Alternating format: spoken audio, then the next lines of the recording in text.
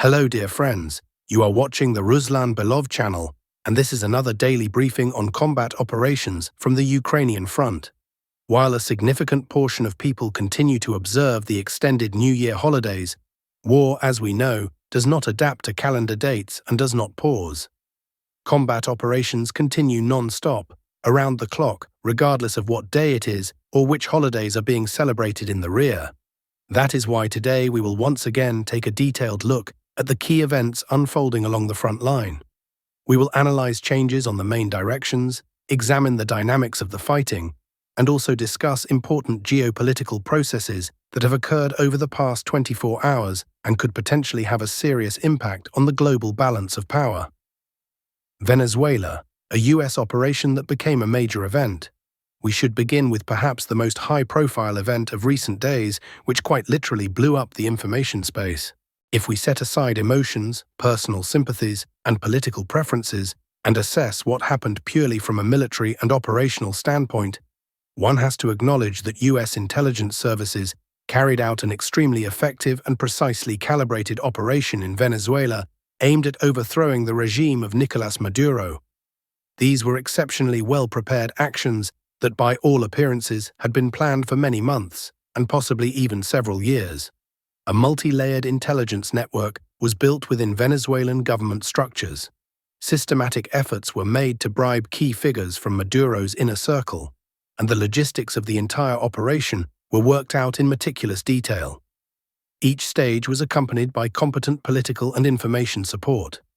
Everything unfolded almost exactly according to the classic playbooks of Cold War-era intelligence operations, but with the use of modern technologies, digital tools, and new methods of influence. US forces entered territory that had been prepared in advance, facing virtually no serious shelling and no organized resistance from the Venezuelan armed forces. Key members of Maduro's inner circle had already decided that it was more advantageous for them to side with the United States, integrate into the new system of power, and preserve their positions rather than go down with a politically doomed leader. The president was detained, placed on a military transport aircraft, and flown out of the country. As a result, the main threat to US interests in the region was eliminated quickly and with maximum efficiency.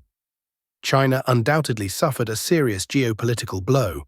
The subsequent course of events looks entirely clear and easy to predict. Maduro was transported to New York, where he is expected to face a demonstrative trial on charges of dictatorship, mass human rights violations, corruption, and drug trafficking. At the same time, a large-scale media campaign will be launched focusing on the restoration of democracy in Venezuela, assistance to an oppressed people, and the fight against authoritarianism and corruption. All of this will serve as both a demonstrative example and a warning to other countries in the region that are attempting to pursue policies independent of Washington. From a geopolitical perspective, this event is extremely painful for Russia. For decades, Venezuela had remained one of Moscow's few reliable allies in the Western Hemisphere and a strategic partner in Latin America. The country helped bypass Western sanctions, supplied oil, and provided opportunities for economic and military cooperation. Venezuelan ports were used for visits by Russian warships, joint exercises were conducted, and dozens of mutually beneficial projects were implemented. Now, Venezuela will almost inevitably either adopt a neutral stance at best or turn into an openly hostile state toward Russia on the diplomatic front, operating under direct US control. An obvious comparison suggests itself here. If the Russian armed forces had managed to carry out a similar operation in Kyiv in February 2022, the entire history of the current conflict could have unfolded according to a completely different scenario. Imagine bribing key figures in Zelensky's inner circle, securing the defection of the most important security structures, entering the capital with virtually no resistance, detaining the president, and completely decapitating Ukraine's political system within a matter of hours. There would have been no prolonged positional war, no hundreds of thousands of dead and wounded on both sides. However, the Russian leadership made a serious miscalculation at the initial stage of the operation and underestimated the opponent. Over 8 years, the Ukrainian armed forces had undergone substantial preparation, including with active support from the United States. US intelligence and security services provided extremely strong assistance to the Zelensky regime. Many also draw parallels with the Russian operation in Crimea in 2014, when the peninsula was taken under control within a few days without any resistance from the Ukrainian army. There is also a view that Russian forces could theoretically have been just as successful in Kyiv immediately after the overthrow of President Yanukovych and taken control of the entire Ukrainian leadership. However, as is well known, history does not tolerate the subjunctive mood, and reality turned out quite differently. Situation on the front combat operations continue, and we continue to closely monitor developments. As I mentioned at the beginning, during the holiday period, the flow of news from the front line decreases somewhat, but this does not mean that the situation there has become calmer. So what happened on the front over the past 24 hours? Let us begin with the Zaporizhzhia direction. Fierce fighting continues for the northern part of the settlement of Primorske.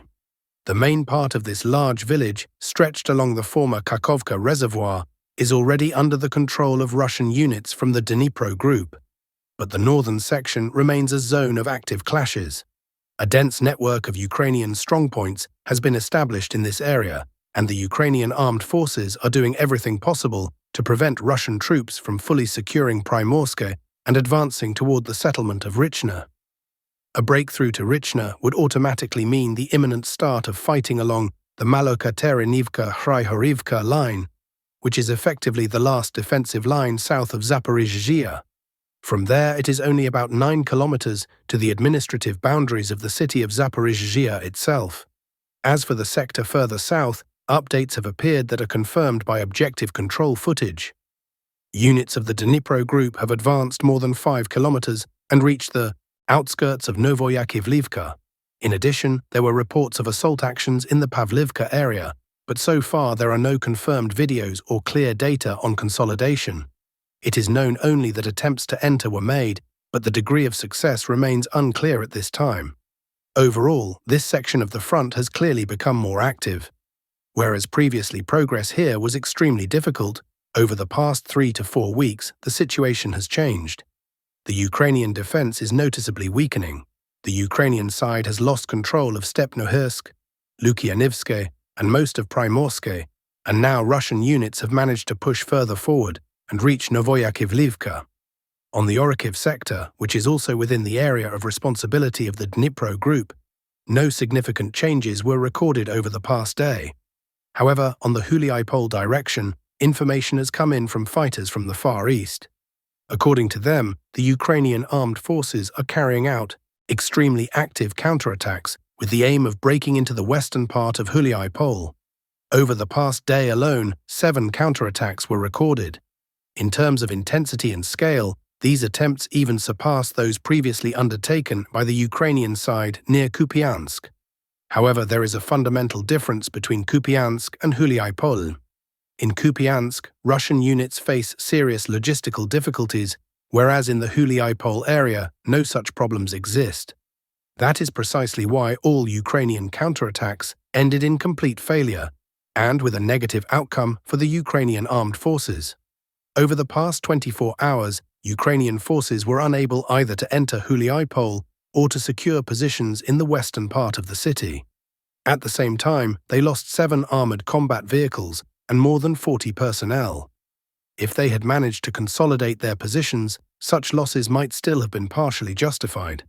However, the defense of the Russian units here remains solid, and the Ukrainian side failed to break through it. The result, -7 armored vehicles and roughly 4 dozen personnel. Moving on, there is no news from the Dnipropetrovsk region. No changes have been recorded there. The situation is similar on the Pokrovsk and Mirnohrad directions. Russian troops have so far been unable to advance north of Pokrovsk, while the Ukrainian armed forces, for their part, have been unable to enter either Mirnohrad or Pokrovsk itself, despite regular attempts. At the same time, news has come from the Dobropilya sector. Fighters on the ground have confirmed that control over the settlement of Suvorov has been restored. Moreover, Russian units are beginning to gradually filter into Belitske, a town north of Rodinske with a pre-war population of about 9,000 people. So far, no large-scale assault operations are being conducted within the city itself, but the Ukrainian defense is being systematically probed, and pressure in this area is increasing. As I have said before, January and February are expected to be the main period of intensified fighting here. Belitska and the rural agglomeration south of Dobropilya. Dobropilya itself will likely come under Russian control closer to March. As for Kostiantynivka, there are still no official updates on the maps, although objective control footage has already appeared indicating fighting in the area of the city's railway station. Why cartographic resources have not yet reflected these changes remains an open question. It may be related to the holiday period. On the Kramatorsk, Sloviansk, and Lyman directions, no significant news was reported over the past day. The Sloviansk, or Rai-Oleksandrivka direction, was analyzed in detail yesterday. The situation near Lyman remains difficult. Russian units are effectively bogged down there, progress is extremely hard, and occurs at a minimal pace. This is likely to continue until the logistics of the Ukrainian garrison are completely cut off. To achieve this, it is necessary to advance from the Dibrova side toward Brusivka and Staryi Caravan, and then sever the Sloviansk-Lyman highway. Ukrainian media reported noticeable panic on this issue the day before. Serious supply problems are being reported, and the situation in this area could deteriorate sharply at any moment. In the Kharkiv region, there are no changes around Kupiansk. Fighting for the city continues. However, increased activity has been noted in the north of the region, in the border area. Russian units entered the village of Sotnitsky Kozachok, drove out territorial defense units, and took the settlement under full control. Thus, Sotnitsky Kozachok became the first settlement officially taken in 2026, with confirmed objective control footage. The capture of several other villages had been announced earlier, but without visual confirmation, so they have not yet been marked on the map. That concludes my overview of the situation on the front. As I said at the beginning of this briefing, due to the holiday period, information is coming in limited volumes, but we continue to closely monitor all developments. The Ukrainian authorities in the Dnipropetrovsk and Zaporizhzhia regions have announced a mandatory evacuation of more than 3,000 children, together with their parents, from 44 settlements. At the same time, Kyiv reports the activity of reconnaissance drones operated by the Russian armed forces deep inside the Chernihiv region, as well as in several other areas. According to Ukrainian monitoring sources, the Russian military is actively studying road infrastructure. Against the backdrop of ongoing Ukrainian withdrawals and the redeployment of virtually all reserves toward Kupiansk, the risk of a new operational direction opening up, the Chernihiv front, has increased significantly. This is reported by the outlet Legitimny. Ukraine's presidential office has begun urgent preparations for defensive measures. This explains why mandatory evacuation has been declared in 14 border villages of the Chernihiv region. As the front continues to crumble, the proportion of Ukrainian soldiers abandoning their units without authorization is steadily growing. As a result, the strategic relevance of the Chernihiv direction is increasing. According to available information, Volodymyr Zelensky has already been informed that the Chernihiv region could become a potential target for a new attack. In Kyiv's assessment, certain Russian forces are allegedly concentrated in the Bryansk region with the purpose of breaking through toward Chernihiv. At the same time, the Ukrainian armed forces lack reserves to defend a new front, making an urgent mobilization of all available resources necessary. For illustrative purposes, analysts also point out the distance from the Belarusian city of Gomel to Chernihiv, noting it as an additional factor worth considering. In addition, the White House released footage showing the arrival of Venezuelan President Nicolas Maduro in the United States.